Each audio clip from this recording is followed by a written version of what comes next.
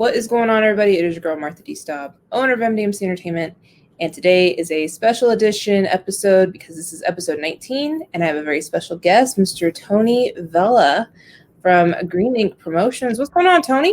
Hey, Martha, how you doing? I'm doing good, and you? Just dealing with the heat. Dealing with the heat. You're in Arizona, right? I'm in Phoenix, yeah. So today was a very chilly day, about 98. Chilly. Yeah. Oh, that's an understatement.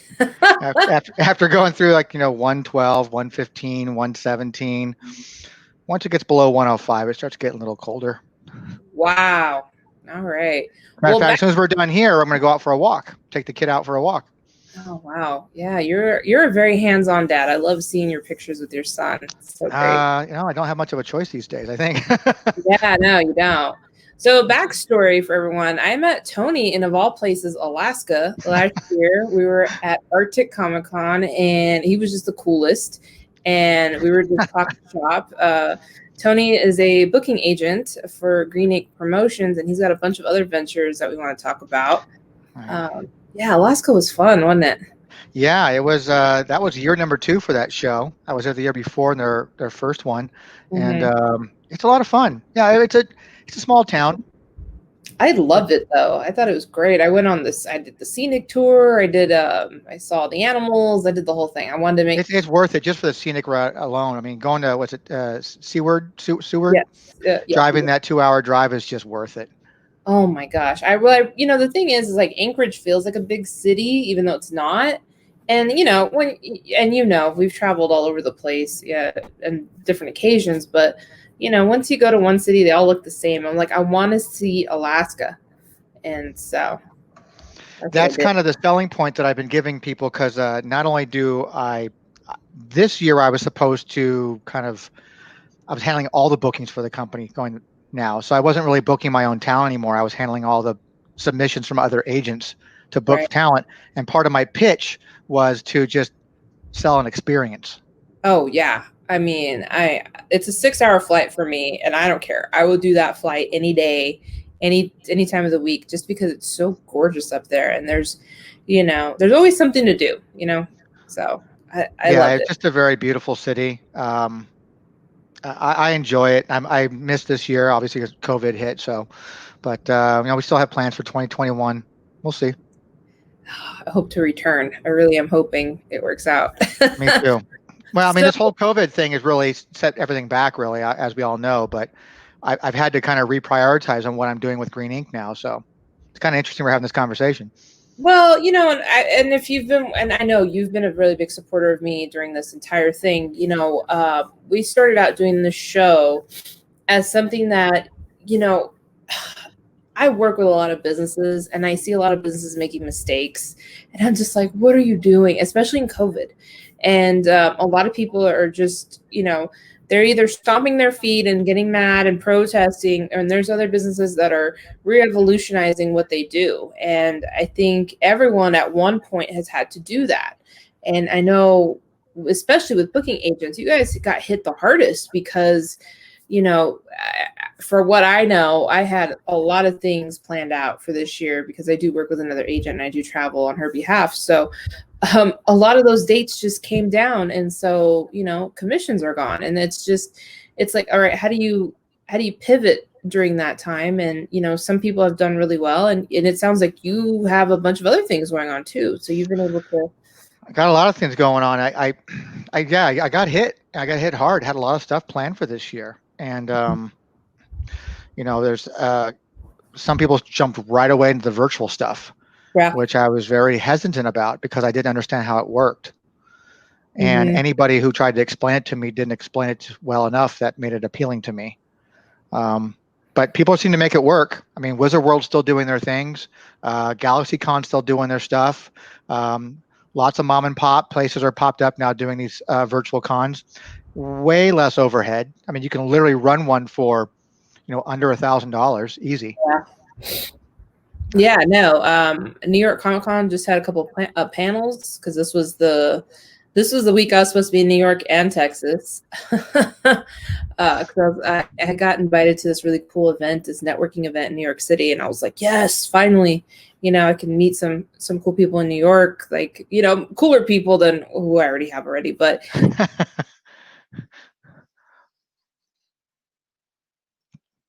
oh, sorry, we canceled out there for a minute.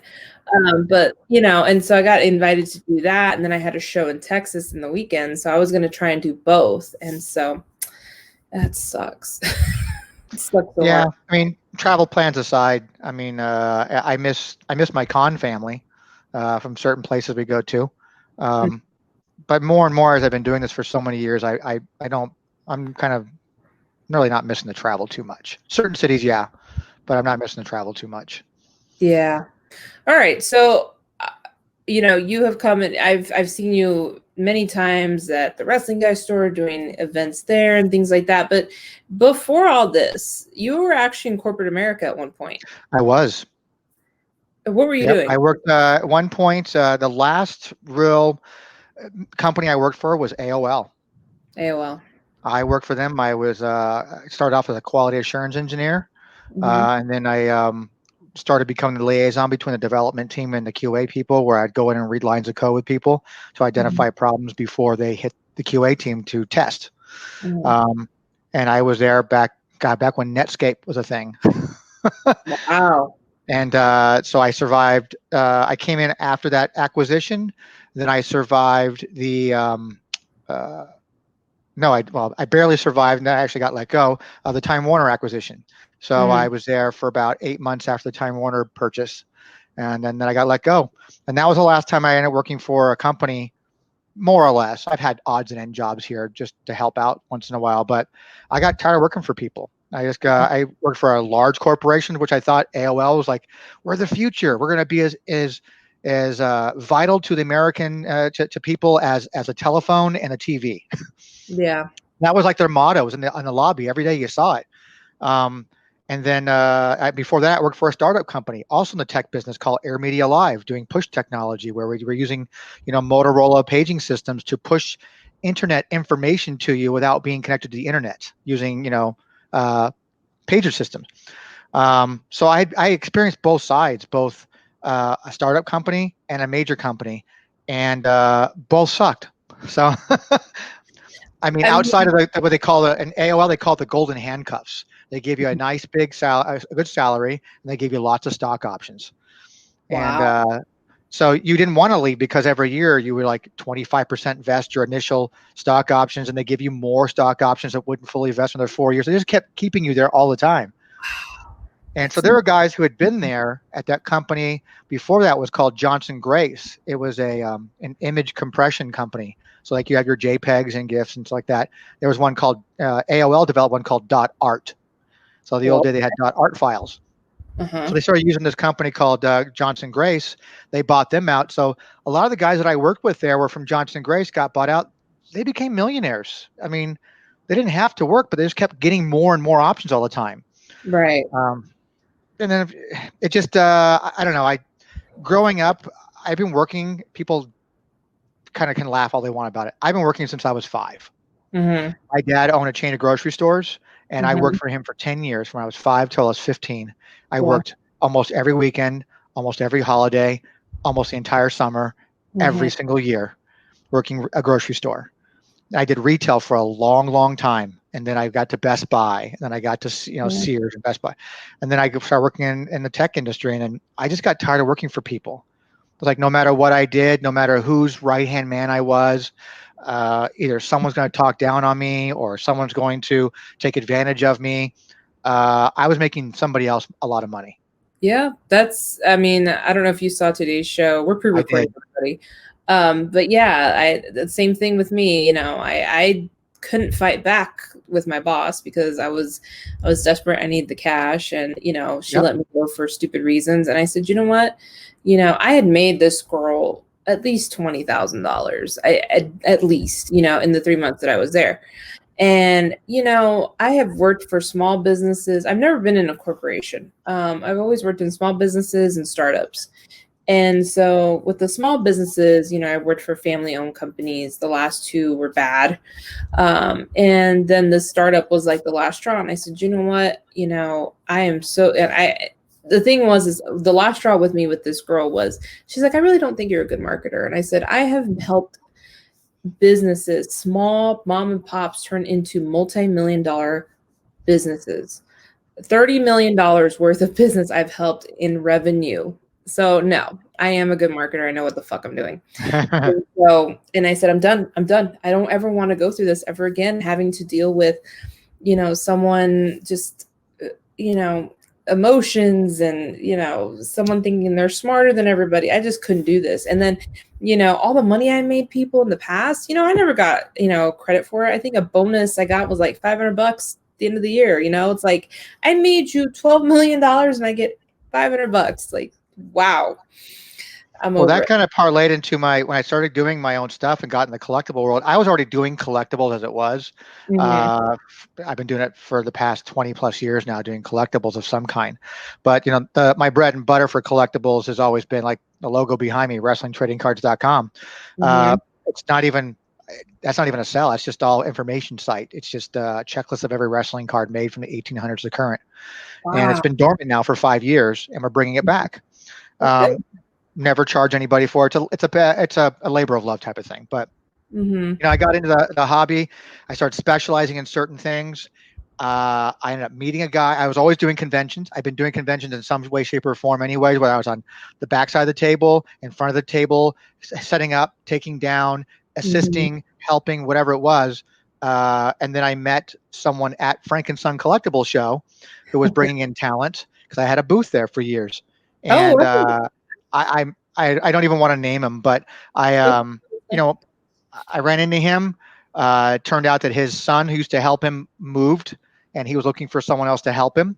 I volunteered. Next thing you know, I'm on the road all the time with this guy, you know, doing conventions all over the country, and into Canada and over in the UK. And I just I worked my ass off. Again, like yourself, I brought this guy literally so much money. And I'm the guy who would sit up at night. He'd go to crash in bed at, you know, 10, 11 o'clock at night. And I stay for the after parties and hang out and go network and meet people all the time and getting contacts of who's not happy with their agent or who's this. Never poaching, though. I had on that goal a long time ago, never poaching. Just, you know, putting feelers out there, seeing what was available, seeing who the show contacted directly and had no representation. And so I would bring this guy information all the time. And he got the benefit of it. And like yourself, you know, I get paid, you know, chump change over the weekend, you know, and then, you know, maybe a little bonus of $100 here or something like that. You know, it's like I could do what you do. And just keep all the money for myself. But you know what? I probably would have stayed with that guy. I was with him for almost 8 years. I probably would have stayed with that guy had he just acknowledged that I was an asset to him, that I helped his business grow. And it wasn't so much about the money, but about the respect in that sense. Oh yeah, I mean, yeah. Would I like to have more pay? I would like to have more pay, sure. And we did have a conversation about it, but it never happened. I mean, he made me fancy business cards one time, calling me some kind of a title, and I don't need titles. I don't need to have a name like that. Just, you know, just show me that you respect me and that I'm worth your time, and I will help your business grow. Let's grow it together. Let me be a part of that. And I had to leave. There was no good way to part ways with him, and it became ugly. And he, in 2015, he made it his effort to try to get me banned from every convention on this planet, basically. And I took the year off. I didn't want to do anything, and then it ended up being my friend Anthony. He got me with China, and I knew China already, and I was going to be in Jersey. I was dating somebody out in Jersey at the time. And so, well, can you work for me? It's like that. And she talked me into, and Anthony talked me into, like, you need to do it again, man, because you love it. Do it. Don't let that guy take you away from doing what you love. I said, you're right. I got back into it. You know, I'm not an agent. We've played around with the idea of opening the MDMC booking side of it, but because I'm under California restraint, it doesn't seem economically smart to do that right now. We have it in place, but we're gonna wait. Well, you outsource it to a different body in a different state. Well, yeah, I mean, anytime I need something, I'll call you or, whatever, and just be like, hey, broker this deal for me or something, because, I do have talent that I do marketing for, but, I can't book them. I'm like, okay, no, don't do any of that, because the booking world, from what I have seen, and I work with Kelly with Mobile Moniker. Oh yeah, her and I've had many conversations too. It is vicious. What do you think? What do you think is the main reason why the booking world is so cutthroat? Like, I feel like it's more cutthroat than Hollywood. It's a mixture of both, though. It ties into that, though. It's entertainment, basically. Mm-hmm. So it's like, and then imagine taking that and throwing the pro wrestling world into it. So you already have a shady business, mm-hmm. mixing up with another shady business. I mean, that's some pretty dark business. Yeah. I don't know. I don't know what the reason is why certain people feel the need to go out and take somebody from someone else. Right. And I've lost talent to other people because they made, whether they're better offers or they're better connected. I never profess to be, I know everybody and everything. No one ever does. I would we all like to be like a Lance Kirkland? I love Lance. I think he is an excellent agent out there that handles his talent very well. And I think that's kind of a goal that people should strive for, is to kind of do business the way he does business. And he works it very well. Mm-hmm. Then there's other guys who are fly-by-night guys who come in and are like, oh, I can make some money off of this. Either they're trying to become a booking agent, or they worked a convention and think they can become a promoter all of a sudden. Yeah, I've run into quite a lot of that recently.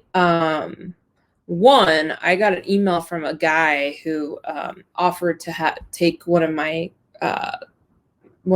entertainment talents to a convention that happened last weekend. And I was trying to figure out what's your business? Like, are you a vendor? Like, what's the deal? And he was so shady about it. And I was like, And then I found out he did a wrestling show around here. So I hit up those people involved. And I was like, yeah, what's up with this guy? And he's like, oh, he bailed, but the talent still came anyway.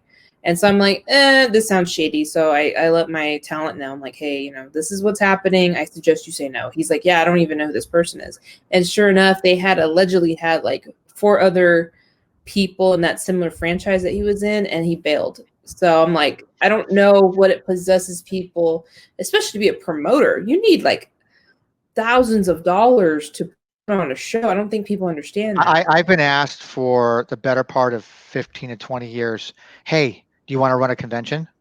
And my initial response to them is, do you have $250,000? Yeah. Oh my God, you're going to charge me? I'm not going to charge you that. I just want to know that you're financially stable enough to withstand what it costs to run a convention. A great short story I'll tell you about. In 2016, there was a convention held in Chicago called Rewind Con. Oh, I remember that. What happened to that? I worked that event. I had just become in contact and I picked up Tori Spelling as a client, mm-hmm. and I had told her not to do this show, even though I had already booked Vincent Young from 90210, and I had booked Tracy Gold and Jeremy Miller for that show. And I told them, listen, it's the guarantee's there. It is what it is, like that, but your flights are going to be taken care of and your hotel. I don't think it's a good idea to do these shows. So if you guys want to cancel after I've learned more stuff about this show, I think you should. No, we're going to go anyway. We're going to go. Tori decided to sign the contract before she and I became an official deal at that time. She signed the contract anyways and said, well, we're going to do it anyways. And don't worry, you help me. You're now my agent for this. So we'll take care of it. I said, okay. I still think it's a bad idea. Turns out it was a clusterfuck show, like the epitome of clusterfuck. Like if you want to look the definition up, that's what it was. It was run by 2 girls who were volunteers for a Walker Stalker convention and thought they could run their own show. God, Walker Stalker has a lot of trauma around it. This is before even the Walker Stalker stuff started becoming a public, newsworthy issue. Yeah. These girls managed to get, I think it was like 60 plus talents for their first time show at a hotel. That it was the largest 90210 reunion that had been done at that point. It had Tori Spelling, Vincent Young, Luke Perry, Jason Priestley, Gabrielle Contreras, Jenny Garth. James Eckhouse. They were all there. The only person who wasn't there was Ian, because Ian's a smart one. I love Ian. He was a smart one. He knew what it was right away and ended up doing Rhode Island Comic Con that same weekend. Mm. And because he kept texting me like, how's it going? How bad is it? How bad is it? But nobody got paid. These girls ended up sitting there knowingly writing bad checks to everybody, saying, here's your 10,000, here's your 20,000, here's your 30, whatever it was they wrote. And literally wrote about $500,000 in bad checks, and then just filed bankruptcy under the LLC they created for the company, but their names were not attached to. Yeah. Damn. So to this day, I'm still looking to collect, $40,000 I need. Jesus Christ. And again, it's a couple of girls, and they still had the ovaries. I can't say the balls, the ovaries to get out there on social media and go, we understand that it wasn't the success we wanted to be, but in our minds, we had a laptop, a dream, and God, and we got it done. We had it happen. So it's a success for us.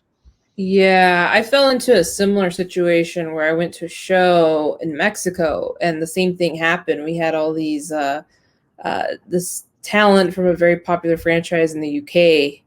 So we had UK talent fly there, and so we all got there. They put us in a nice hotel, and thank God our plane tickets worked. I was able to leave Mexico, but the show was a disaster. We didn't get paid. And they're still trying to make other shows happen. And we're like, yo, you still haven't paid these people. Like, they're like, oh, we need the show to happen so we can pay them. And I'm like, no. No. And one of the talents actually got stuck.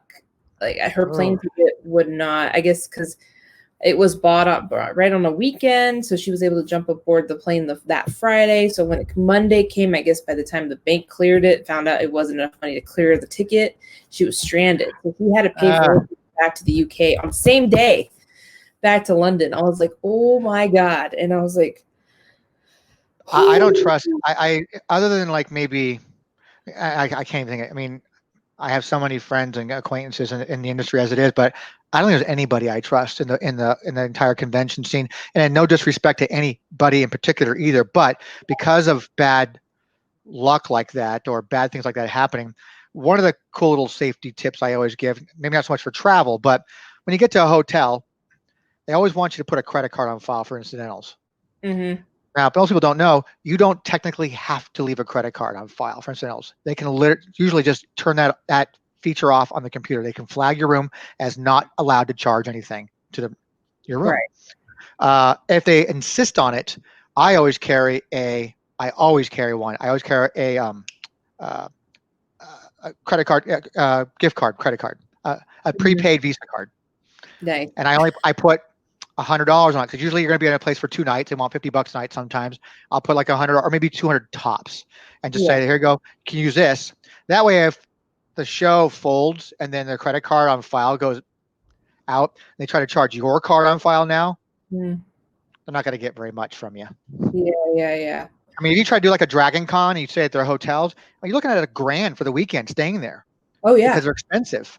Oh yeah. And if they don't pay for it like they're supposed to, like in your contract, you're gonna go, you're gonna get stuck with $1,000 hotel room bills like that. Well, that's why I have the prepaid card, just in case. Damn. Yeah.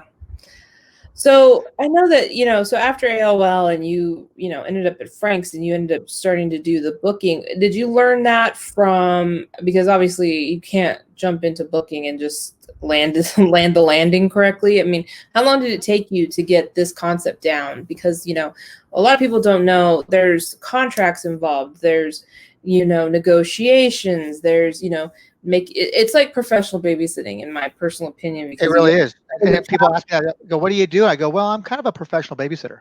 Oh, I say that all the time when I have to go to shows. I'm like, well, I have to take this talent up there and do this and this. And so, I mean, how long did it take you to learn all that? I'd say it took a couple of years, really, when I got into it on a full-time thing. It took a couple of years working for the thing that shall not be named. Yeah. I asked a lot of questions. I asked about, taxes, how that's handled. I asked about, contract, how that's handled. Who does it? I mean, I asked all the little questions about everything that I was doing every weekend with this person, traveling and going like, oh, so who, I mean, I was never properly introduced to, promoters. I was never, and I was always just told, don't worry about it, Tony. Don't worry about it. Yeah. All right. I guess I'm just along for the ride. And that's okay. And at first it was cool because I was traveling all the time. Like I didn't want to be home anyway. So I'm like, I'm traveling all the time. This is cool.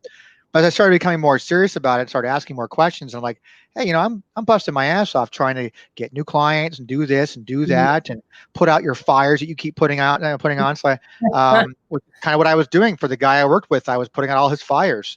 He was rubbing people the wrong way. And I've written many public relations statements.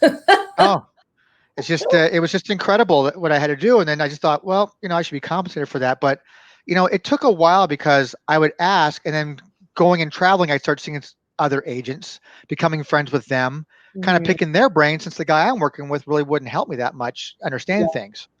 And so I learned from the guys like Lance's. I learned from those guys and Rick, and those guys are all top-notch guys. And I mean, I learned from them. So it took a couple of years, and I still learn to this day. I learning about because the market keeps changing and evolving, and they're not as promoters are tighter with their wallets like everybody else is. So they're not really like, well, we don't want the agent flying out. We're just going to take your talent. Well, then you don't get this person. Yeah, definitely. That's not how some of that works. That's how we're able to, and that's how Kelly and I have always worked. And it's just weird. I'm not a booking agent by any means, but she's like, well, you're in marketing and public relations. You take care of that. I'm like, okay. So when it comes to the booking stuff, I'm like, I don't know shit. No, like, don't ask me. I think that's how you and I started talking. And we're like, I'm not the agent. Because you mentioned her, it's like that. And I didn't get to talk to her or get to know her until she would call me through Facebook, phone, because we were having one of her talents being booked for Arctic Comic Con, and it turned out that I was one handling the booking for the show. Yeah. And she would call me, and she just, again, I don't know how long, I can't remember how long she said she'd been doing it, but she'd called me asking me questions too about how things were working in the States, this and that. And then I would pick her brain about how things are working over in the UK. Yeah. She's got an advantage because she's got the whole UK market. Everyone over there knows her now. So she's, and she's based out of Chicago. So she ever make it home? No, she's still in the UK. She's still in Wales? She's still in Wales. Hopefully, I don't know. They're waiting on the visa to come through. And I should message her to see how she's doing.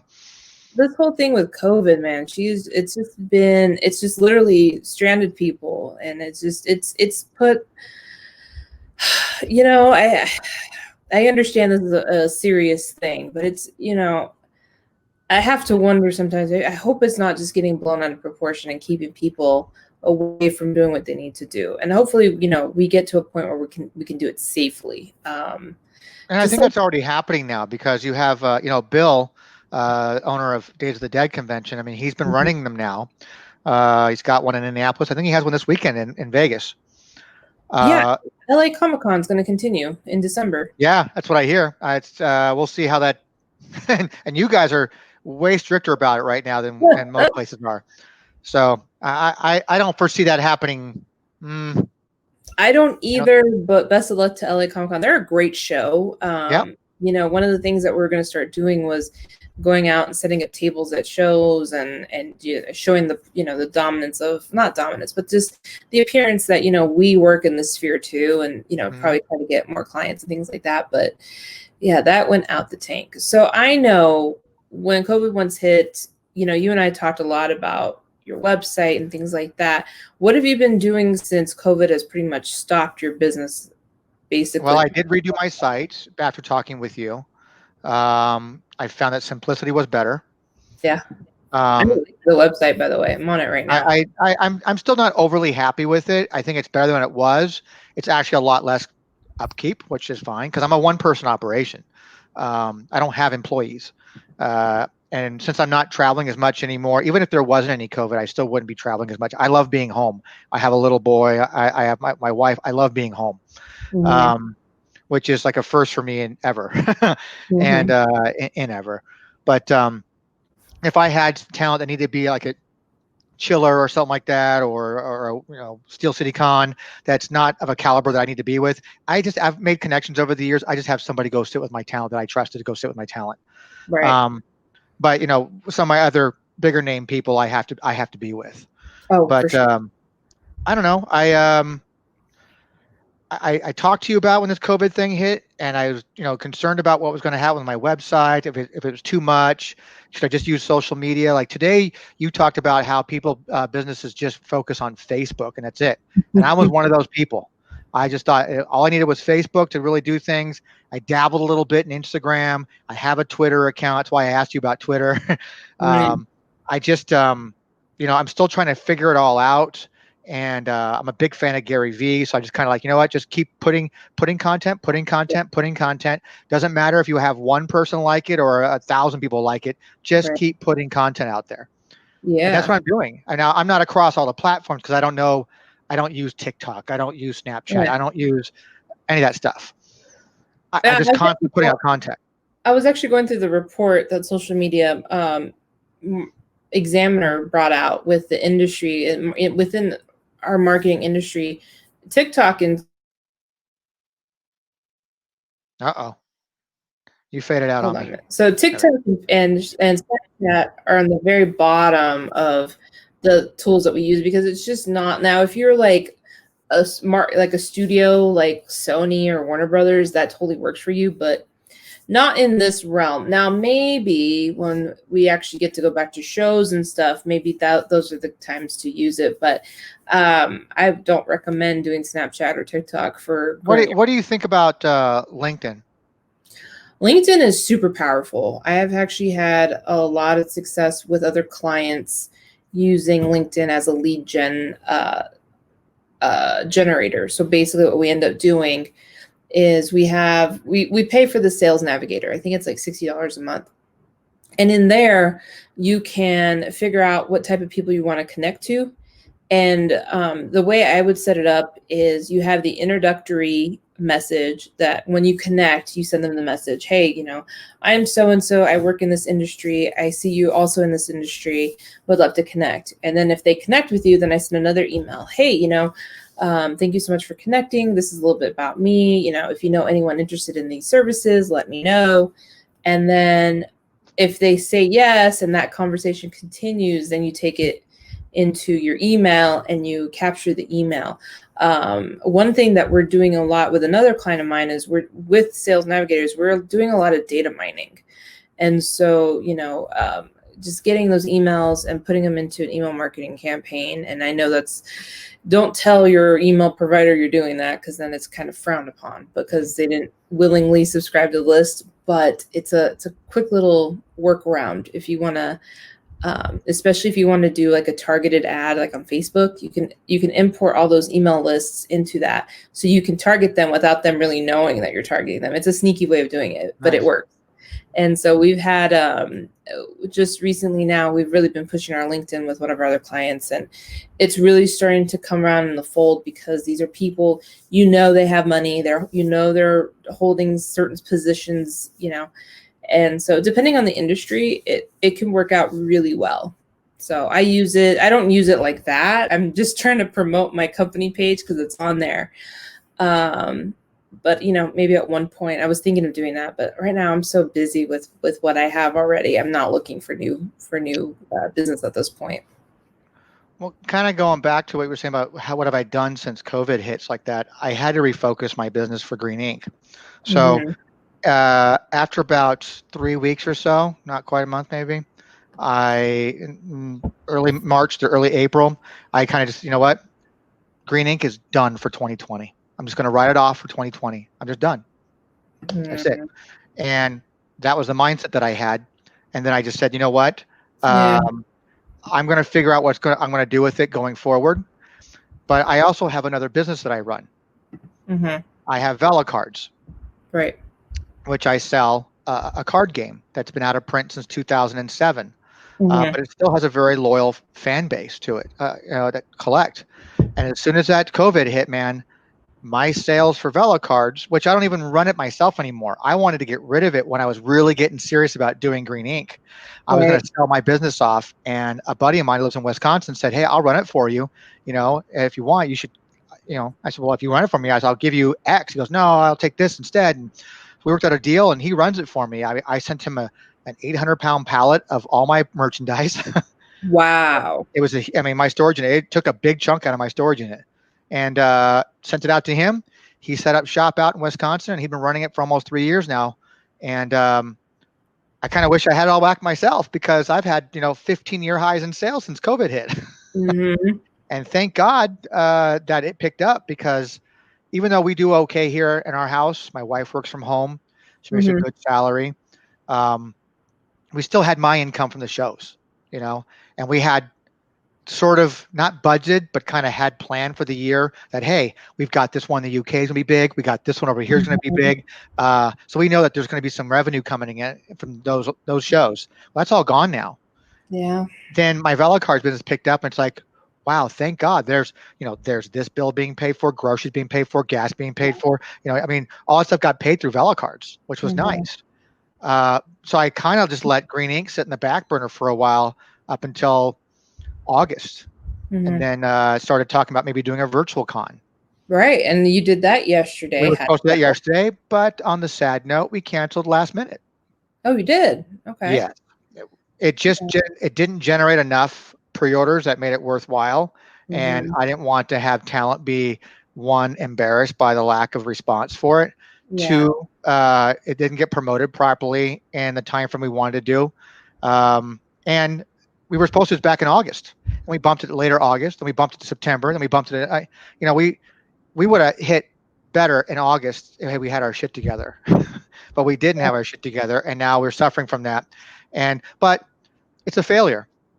I get it. It's a failure. We had very minimal investment, a few $100 to get it going, but we learned some valuable stuff from it, and we're already kind of plotting and planning what we're going to take to do next. Well, I mean, everyone fails. I think the most successful people in the world have failed many times. So, and it's my biggest thing it's my biggest fear is always about the failure, which is probably that's what stops me from getting to the next level, because I don't like to roll the dice. I'm not a gambling guy. I'm not the guy who goes to Vegas and plays cards and so I like the money that I have, because I have very little of it. I want to keep it with me. Right. But when I had a partner on this one that was willing to kind of, he knew the back end. He was willing to do what I wanted to do. It's like that. We said, let's do it together. Great. And so I didn't feel as much pressure about failing on my own when I had someone else that, in some ways, it's a little worse, because now I have to worry about somebody else and go, I don't want this to fail for us. But now it's just not about me going, I'm being looked upon as a failure. We could be a failure together. Right. Well, I mean, it's also a learning experience, Yeah. I'm sure, you're a smart guy. You'll figure it out. I know you guys will. I mean, we're trying, and, we got some things in we're working on. It's like that. I have the Vela cards thing, but then I got the thing behind me. I got the WTC thing. I got the WrestlingTradingCards.com. Again, there's no money being made from that. There's always been, come December this year, it'll be 18 years we've been running this checklist site. We were the only one in the world who had it at the time. Now people, of course, try to copy us, this, that. When you have grading services like Beckett and PSA, who only use your website to authenticate older product to make sure it's legit and real, you kind of made kind of a stamp in the industry a little bit. So it's been dormant for 5. Huh? I'm surprised they haven't called you to buy that from you. No, because it just requires someone to go and do all the research and like that. It's like, well, we got to have these guys. They have all the nooks and crannies on how to get to get all the research. So I don't even know if I'd want to sell it. It's like a baby to me. It really is. And I have a partner named David out in California in Bakersfield. He runs it for me as well. And we're bringing it back. I'm producing my first trading card ever coming up because of it. I've shared the design with people. They're kind of stoked about it. And just doing that, and then my Vela cards thing. And with Vela cards, because I didn't have any green ink stuff going on, I got into doing, like, if you would ask me to do this with you 5 months ago, I would have told you no. Yeah. Because I don't do this stuff. One of the things that you told me when we talked about when I was asking for some help from you was maybe taking advantage of my Instagram, and which I still haven't done yet because there's no events going on. But take advantage of the Instagram when you're doing events and doing live stuff, which is really hard because I'm so busy hustling all the time. But I was going to make a conscious effort to do that more because of our conversation we had. and then like, become like, get in front of the camera, let people kind of know, who's behind the business, kind of thing like that. And I go, no, that's not me. I just, I'm behind the scenes kind of guy. I have a face for radio, man. So I'm like, what I did then, because then COVID hit, and I started doing, you know what? I'm going to start a YouTube channel for Vela cards and just talk about all the releases, because there's no new stuff coming out, but just kind of reminisce, provide content. Maybe that'll drive like, oh, Vela cards is doing some stuff on this. Like, I'm going to go buy some cards, man. And it's going to buy cards for me, which my sales went up. And then I thought I did a wrestling card one and put it on my Vela cards YouTube channel. And I'm like, why am I doing that? Maybe I asked David, my partner, I go, should I start another YouTube channel now and start doing it? He goes, yeah, you should. So now we're doing it. They're both not a whole lot of members. I mean, I got 80 on one and 40 on other subscribers, but that's a lot to me for that industry, that small little niche. And it serves two purposes for me. One, it helps me get over the fear of being in front of a camera, which I enjoy doing this stuff now. And then two, it does help me. And as you know, I'm a very fast talker. I'll slur my speech sometimes because I'm a very fast talker, but it helps me try to control my speech and become a better talker. So those two things are kind of from a personal standpoint, but on a business standpoint, it's to kind of promote. Yeah. So I enjoy these.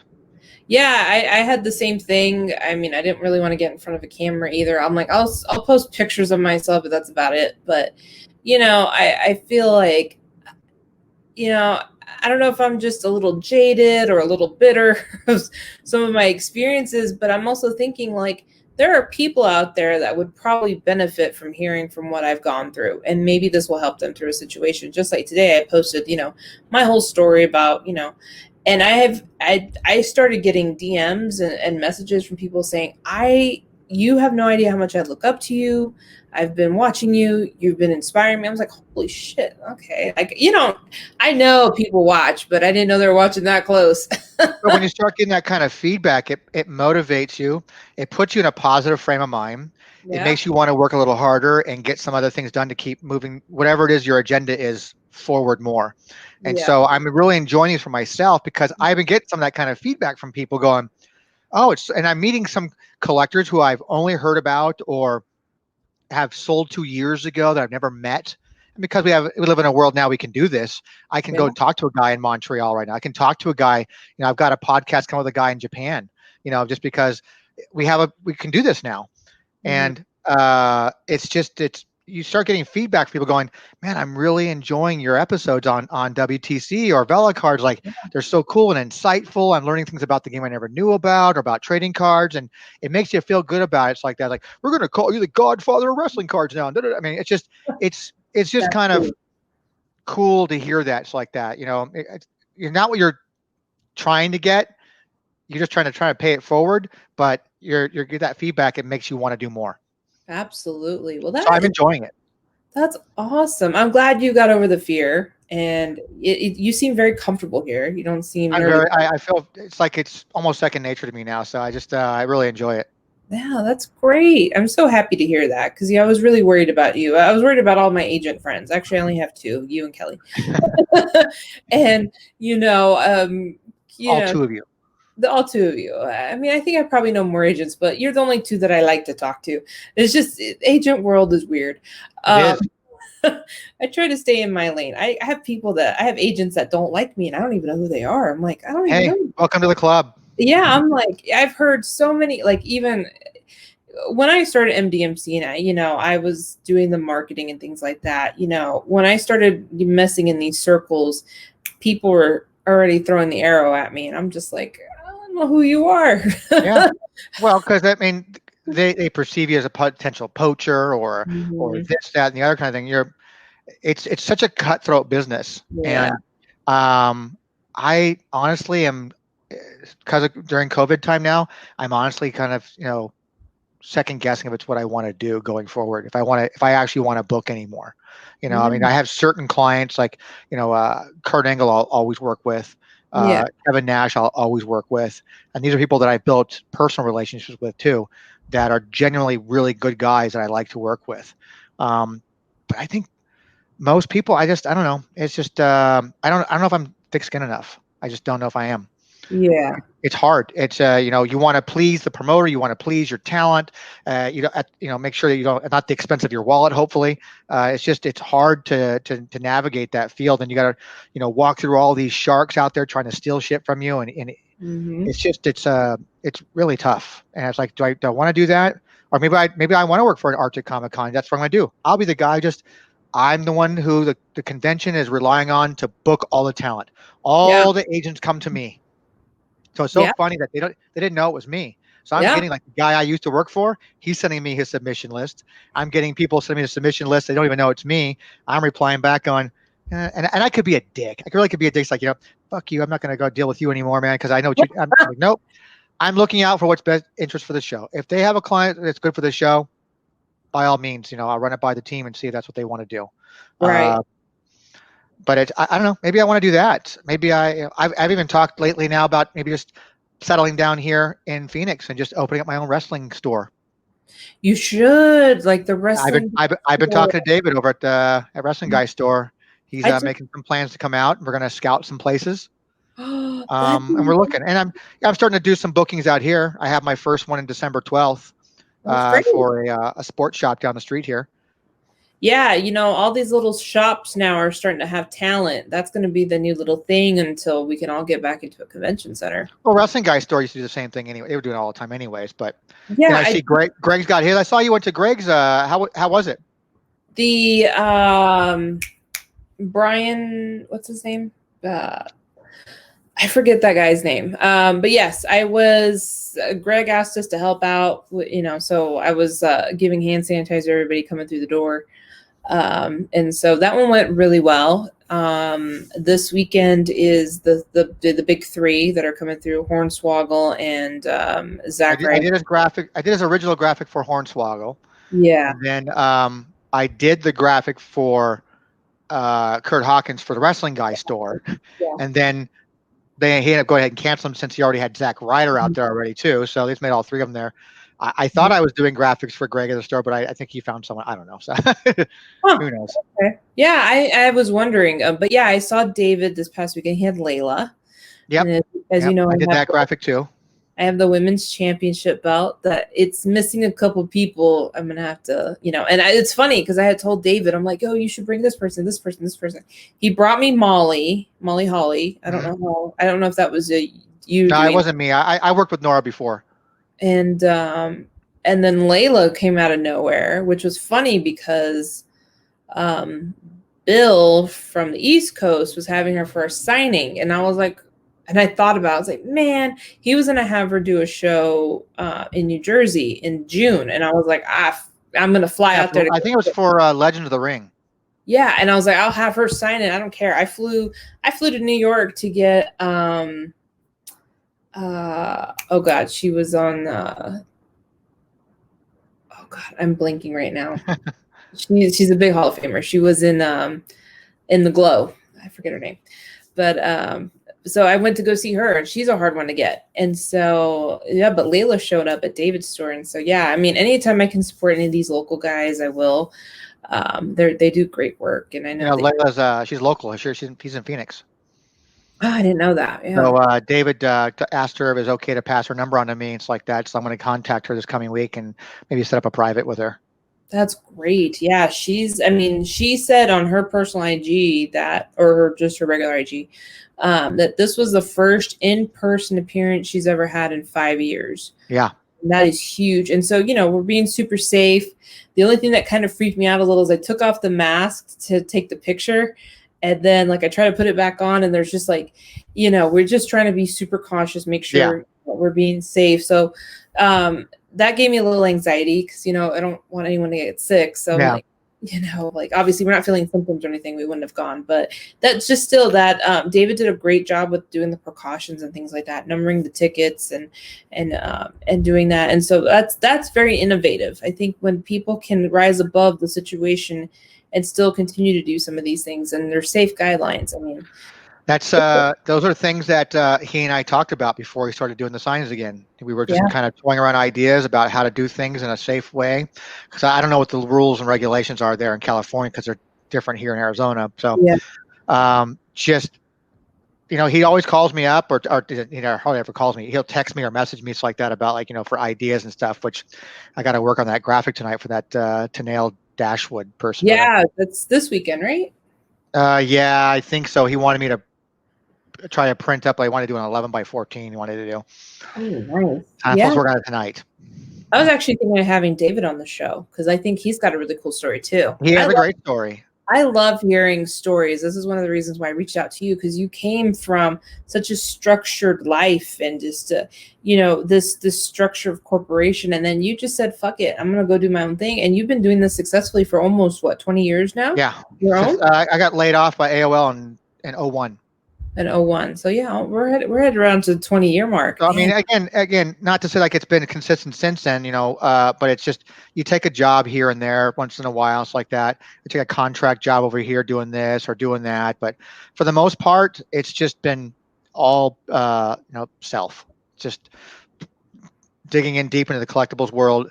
I had a booth at Frankenson's twice a week. I would sell there until that market dried up for me. Then I met the guy and ended up doing a lot of shows, different shows with him. I branched off on my own from him. So it's been a natural progression over the years to get to where I'm at. But, the goal's always been, I mentioned his name before, Lance. He's sort of somebody I look up to. And he's somebody that I'd like to, if I was going to continue doing the booking game, he's somebody that you want to kind of elevate yourself to that level because he's got such an amazing list of clients. He travels the globe, doing things. He takes a lot of risks. He does. He takes a lot of risks, and I wish I had his balls to do that. But it's just it comes down to money. It's sometimes about money. And then watching your episode earlier today about the Facebook stuff and having to, like, if you just focus on Facebook, you better be prepared to dump a shit ton of money into doing just Facebook.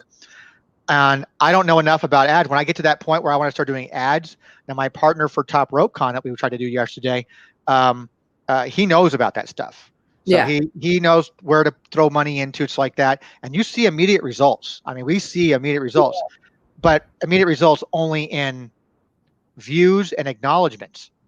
But what you want is to translate it into actual sales. Well, that's kind of what happened with a mutual person that we know with a show that happened, a very big wrestling show that happened in LA. This person was just boosting. And, he's like, hey, you're a marketer, you know this. And I'm like, well, what are you doing? And he's like, oh, I'm just boosting. I'm like, no. You need to do your ads over here. He's like, I don't do my ads over here. And I opened that up to him, and he told me it was like, I gave him like the pearl. Once I showed him how to do that, it boosted ticket sales immediately. And I'm just like, well, duh, like that's how you target. That's how you do it. And he's like, my partner's very good about targeting like that. But even the targeting, it was, it could just be the product itself is not, it could be a lot of things. First thing that you would do, like, let's say you run an ad, okay? If it's not projecting or it's not, generating anything, change the picture. If it's not the picture, change the text. If it's not the text, revamp and start over. It's a lot of trial and error. You're never going to get it right the first time. And I think that's something that a lot of people fail to tell people. It's like, it's trial and error. You're not going to get success right away because sometimes your targeting might be off, or maybe you're not, because you can target people by the pages that they like. So if you're selling WWE cards, you better be targeting people everyone that likes WWE. Yeah, exactly. And depending on your region, if you're limited to your local area or all over the U.S., there's a lot of things in there. And like I said, Facebook, ads, that would be a great show for me to do, like an actual one-on-one teaching on how to do that. That might be like a webinar I might do or something. There's so much to it. And I figure if I decide to go the route of opening up a retail store here, I'd probably still do the bookings on the side because, again, I have certain clients that I would go and travel with. Next year, if all things work out well, I've got Kurt Angle and I have a 6-city, 8-day tour of the UK we're supposed to be doing. We have no date, just everything's been agreed upon, just the dates until we can figure out what's going to be happening. Yeah. But I like to just settle down and maybe start doing that with targeting my Facebook ads for my store. Mm-hmm. Yeah. Got to. Yeah, you have to. I think it's one of those things. And And the reason I titled it that was because I was trying to get someone to get out of there. There were just so many things they could have been doing more, and it's like, oh, I have a Facebook page. I'm like, yeah, you need more. And I've run into that many times where this, it's well, I had asked you the question of the green ink banner. I had asked you the question like about Twitter, which I find amazing because I actually enjoy Twitter. I was resistant to it for years until someone, finally talked me into doing it. And as I started to play with it more, it became, I go to Twitter first to post things before I go to Facebook and Instagram now. Yeah. Because then I just end up copying and pasting from there and then go to Instagram. Because I don't like using Instagram because you can use Instagram to post all your stuff. Instagram goes to Facebook and Twitter. I can actually have it connected, all that stuff. What I don't like about that is I like visuals. So I can't do that through Instagram to Facebook. It sends a link to the picture. I want the actual picture there.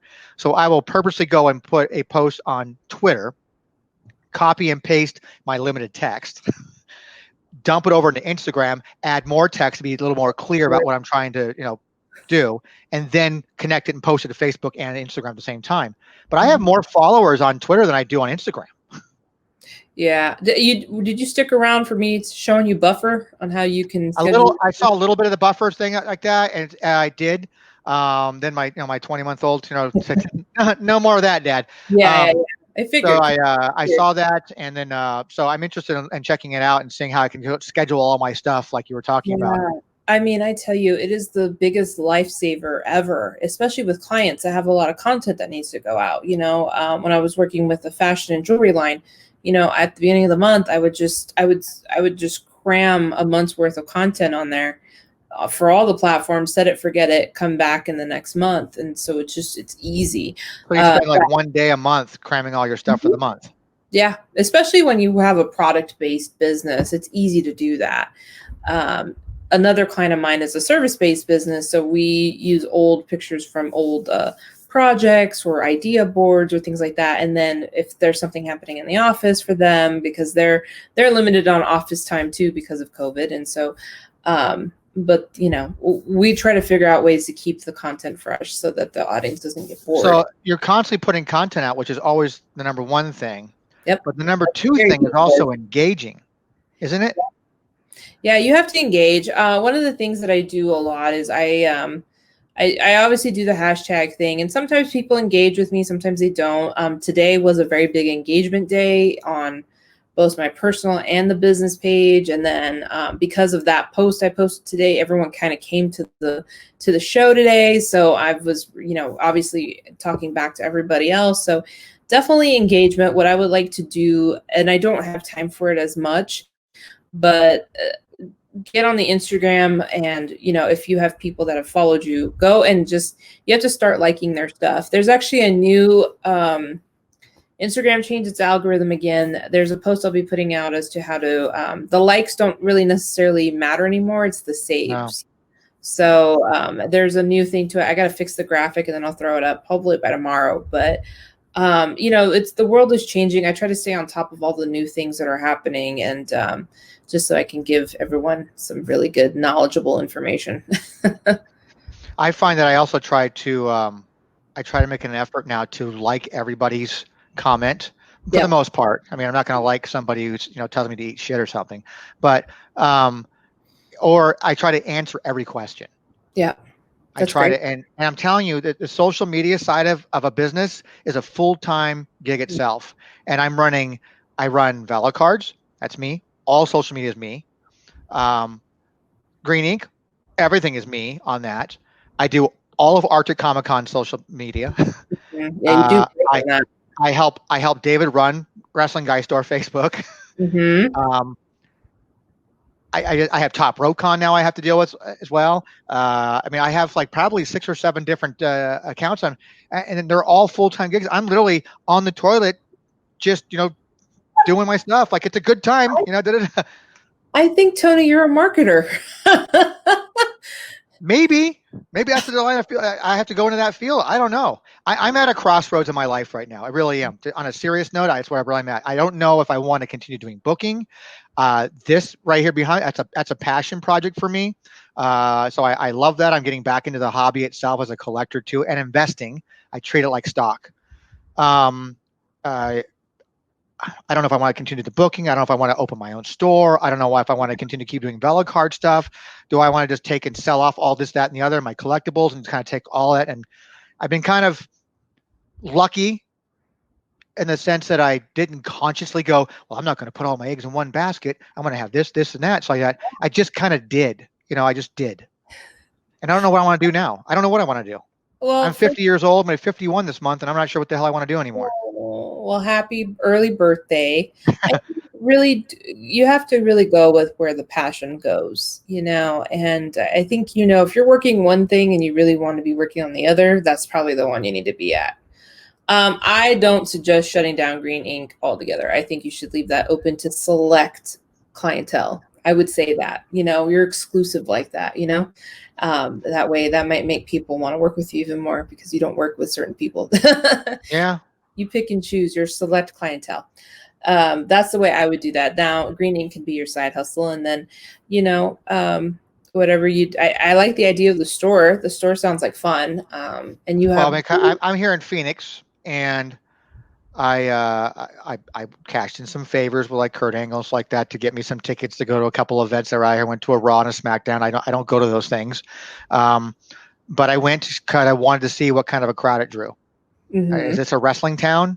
I mean, LA is different. It's a little bit fickle there. People don't give a shit about celebrities of any kind because they see them all the time. Right. You bring him, and you were there for the Kurt Angle sign. That was a massive. Oh my massive God. mess. Well, I had never met Kurt, and of course, we have all of our notifications turned on for the Wrestling Guy store or for Greg at Inland Empire, and so we're always checking to see and sometimes we'll go in. Sometimes Greg puts us to work, which is totally fine. Or sometimes we're just standing out there waiting too, so it's no big deal.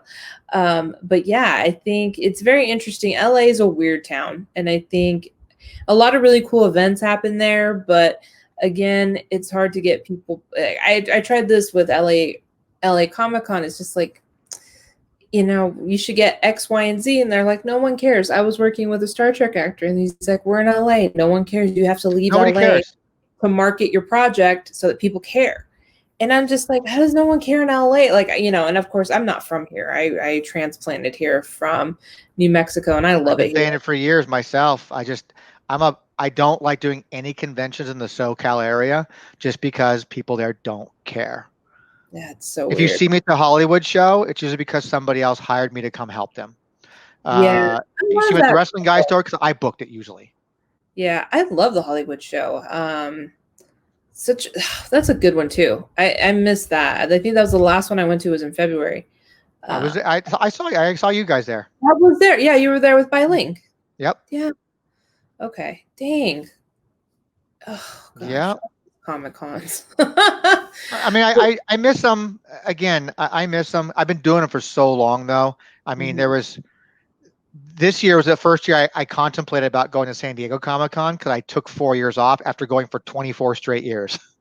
And I said, I got tired of it. It became, when I was a seller of non-sport trading cards or any trading cards, I would literally, it was nerve-wracking because that last time I spent a lot of money there was when I was working for AOL, and I made good money there. And I literally spent over $20,000 in a weekend buying cards that I immediately flipped for 2 to 3 times what I paid for before I even left the building. I'd be on the phone saying, hey, I did this, I got that, I got this, I got Mummy Returns, I got Scorpion King, I got Roswell trading cards, I got this, I got that. And I flip it for 2-3 times what I paid for it. Yeah. So I was a good money making, but it was still nerve wracking to go get the exclusive and get this and get that. I don't miss that. I don't miss that at all. And now they've changed it. So now it's a lottery system. So lottery. Yeah, like one of the things that we used to do a lot was we'd get there early to do the Bandai exclusives because, we're all Power Ranger fans over here. And so we would camp out, and usually the first day would suck because we would go in the first day, we didn't get them. And I'm like, damn it, well, we got to do this again. So we'd spend about half a day, go home, sleep, come back at midnight, do it again. And then the next day we ended up getting them. But now, because it's a lottery, it's all up for grabs. It's so hard to be able to get what you need, because now you have a lottery system in place. The same thing with parking, same thing with hotels. San Diego Comic-Con I've gotten a little bit jaded with, because they just make it that much harder for the person attending to enjoy it. Someday we'll talk about the tricks of the trade in that, because those are never issues for me. Well, you got the inside tip. That's why. Yeah. I had a friend of mine from Australia who'd come out and sell products that were Australian exclusives all the time to kind of pay for his trip. And I learned something from a long time ago. Is number one rule is I don't wait in lines. Fuck these lines. Yeah. I don't wait in lines. That's one of the things I liked about working on specific shows is, I could easily go in and take a quick picture. Like, you were so nice to let me go meet the Hurricane and of course Vicky, which I love. Vicky. Had I known you would have been there for the Kurt Angle thing, girl, I would have taken care of you on that. I know, but I feel bad. You guys must have been in line forever. Do you know how long we were in line for? It wasn't too long. We're VIP, so we paid the VIP ticket. So that was still ridiculously long. I know. I saw you guys roll up. It was going by really quick. So it was totally fine. It was like an hour I probably waited, because every time we go in, we do the VIP, and I try not to take advantage of knowing people. I get it. And I don't want to be like, yo, I'm here, let me in. I get enough of those people. Trust me. And just like the other day, I connected with a guy from a movie. I looked for this guy. He's a director now. He's very well, he was known in this movie, but he doesn't act as much. And so like one of the things is I posted a picture of my poster and I'm like, yo, I found him, and he followed me back. And I was like, you should really sign this for me. And he sends me his address. He's like, send it to me. And I'm like, okay, how much do you charge? And he's like, just send it to me. I'm like, look, man, I work in the industry. I feel bad taking shit for free. Like, I want to pay the dues. And he's like, it's totally fine. Just send it to me. I'll bring it back. And he's up in Burbank. So it was kind of crazy how that happened. But yeah, I try not to take advantage. We live in a very small world now. Very small world. So you're saying that you have a podcast, and I don't know if you... Yeah, I do a podcast for WTC, for WrestlingTradingCards.com. It's just Wrestling Trading Cards, the podcast. And then I do one for Vela Cards. It's just Vela Cards, and nothing fancy, straight shoot, just kind of like what we're doing, just sitting here, a couple of friends talking about a topic, and you go off on your tangents like you normally do, and it's just been fun, promote both of those things, and I'm enjoying it. It's getting good positive feedback. It's also got me, like, everything I do for graphic wise, I just wanted to learn how to do it. So I just go to Photoshop. I want to know how do I layer? How's that work? I'll just Google it and watch a YouTube clip on it. Now I'm teaching myself video editing. So all my stuff is using an open source thing called OpenShot. Yeah. And it's free. And I just apply my splash screens and music and my fade ins and fade outs, and that's it. And I just teach myself how to do it. That's great. You're definitely a self learner, which is great. And I think in any business, anyone should always learn how to do shit if they can't figure it out. Yeah, I mean, I trust me. If I had the money, I'd pay someone to do it. But sometimes you got to do it yourself. But yeah, I've enjoyed the process of where I've got today. I think we kind of have a little bit of similar stories, you and I, and we, working for someone we despise, that didn't want to work for, and tired of seeing your hard work getting nothing in return. You get a $500 bonus at the end of the year, big deal. This kind of thing. I just made you thousands, millions. You want to give me, I've worked with some talent that I will not say right now, but I work with some talent who I've just had this conversation a couple weeks ago about. God, how much money did you make her? I said, God, over the years, I worked with her for like 9 years. I probably made her at least $250,000 in sales at these Comic Cons like that. I said, I'll tell you what, all those years, she tipped me $20 once. Wow. $20. This person is, it's just, it's crazy, but I don't really expect that. I really don't. I just kind of expect like, hey, thank you, Martha. I think you're a really hard worker. I really appreciate everything you do for me. That goes a long way. Ah, man. Really? Yeah. I think I have another fired story that's just it's really sad, but I the one that put me into the unemployment deal for 233 days. I helped those people make millions of dollars, and I was only given a box. The higher ups, my boss, she went to her office and shut the door. The owner shut the door. The GM shut the door. I'm like, I helped all you people, and you're not even going to come and say bye to me. You're not going to say thank you. Nothing. Like, that's it. Nope. It's like you're trash, and you're basically just a Coke can. Once you're empty, they crush you, recycle you, and get you another one. And it was like, that hurt my soul. And it does. And I was just like, oh my God. Like, and I feel that way about every job I've ever had, including the one I worked for my dad. Yeah. Every single job, I felt that it was just underappreciated, no respect, and that if I just burned out, I burned out. No big deal. Tony will throw you in the gutter, go buy another. I mean, not a big deal. And that's how I felt. And the last relationship that I was in, my daughter's mother, just her supportiveness was only about not talking to me about it, even though it bothered her. Like, there was no support. When I met my wife, she's been supportive of me in all of my little projects since day one. I probably annoy the shit out of her with all these podcasts I'm doing now. Sorry, honey, I got a 7:30. Sorry, honey, I got a 6 o'clock. Sorry, Right. All right, have fun with your little toys. Yeah. But at the end of the day, she's supportive, and that means a lot to me. It makes me want to go and continue to keep doing. I don't feel guilt. I don't feel like I'm walking on eggshells like I used to be, and I just want to continue to keep moving. What direction I want to go in, I don't know. Maybe this is the thing. Maybe somehow this turns into a business. I don't know. Yeah. Well, it's exciting to see. I'm so happy for you, Tony. I was really worried about you when this happened, but you seem to have really landed on your feet, and you figured it out for the most part. It doesn't matter. You don't need to have a direct road. Just go with it.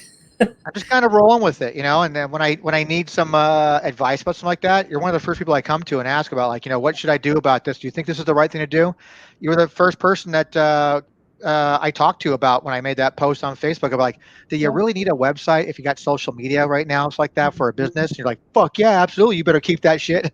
Yeah. And I'm like, all right. And then all right, what I need to do? I'd get rid of this, maybe do that, and streamline it, make it more simple. And like, okay. Yeah, I'm really happy with it. Thank you for taking my advice. I don't know. Yeah. I just talk from experience. I don't know if I say things. I don't know if people listen. I've been doing this channel for a while now. I'm at 250 subs. I don't know, but it sounds like people are listening, so it's good. So thank you. Thank you for your support. No, thank you. Well, Tony, where can all the people find you at? Where's all the social medias you want them to see you at? Depends on which business you want to talk about. Okay, give them. I mean, Green Ink. Everything's at Green Ink. Green Ink promos for Facebook is just Green Ink promotions. Twitter is going to be Green Ink promos.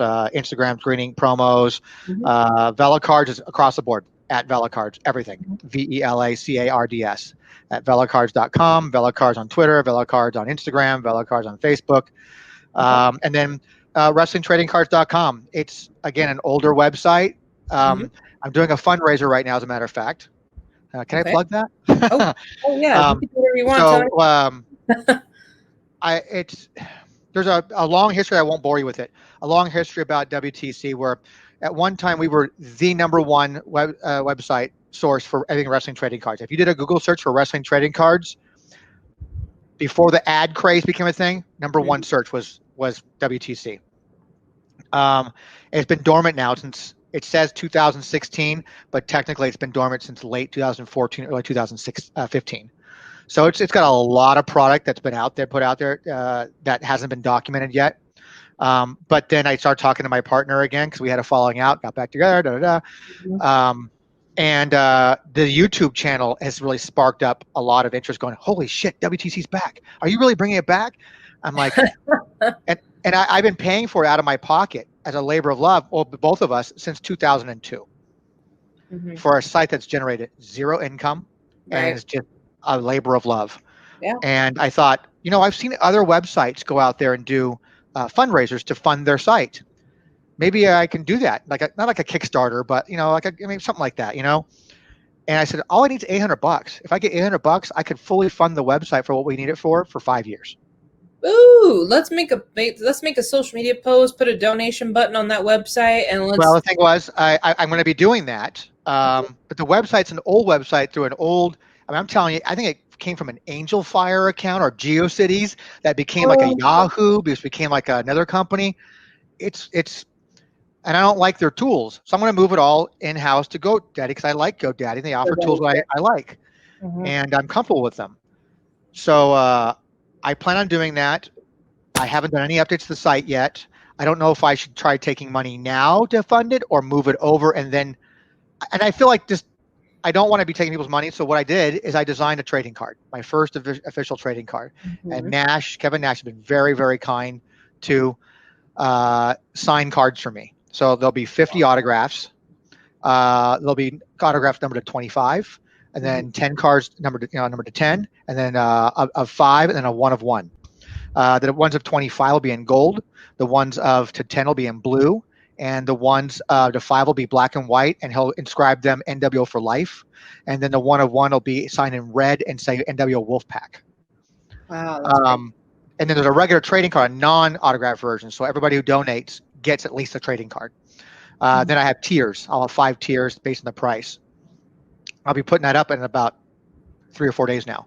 But I want to get the cards in hand first before I can start taking people's money. I'll make sure my MDMC accounts follows those accounts too, so we can help pushing that with you. Because anytime that we've done an interview with somebody or anything, we know there's a lot of entrepreneurs out there that just need their stuff seen. So we'll share your stuff. Thank you, I appreciate that.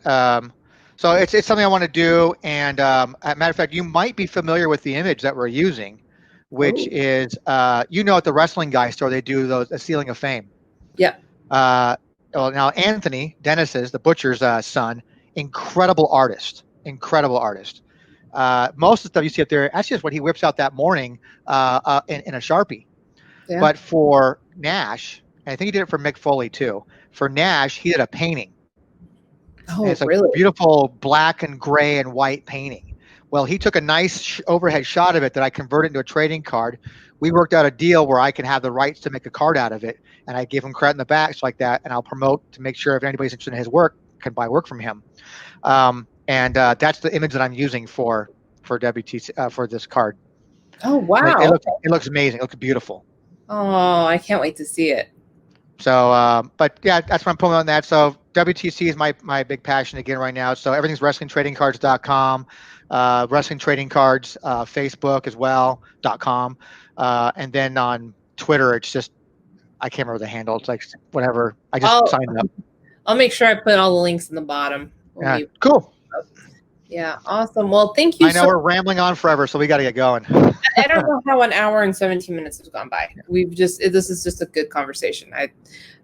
Nothing but love for you, Tony. You're a great guy. Nothing for you, but love for you too as well. So. Well, thank you so much for taking time to sit with me and be on my show.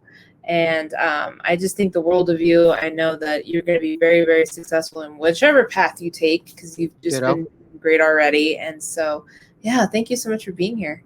No, thanks for inviting me. I'm honored. Oh, thank you. All right, guys, that's it for episode 19. Wow. Thank you, Tony. Thank you. All right. Bye. Bye.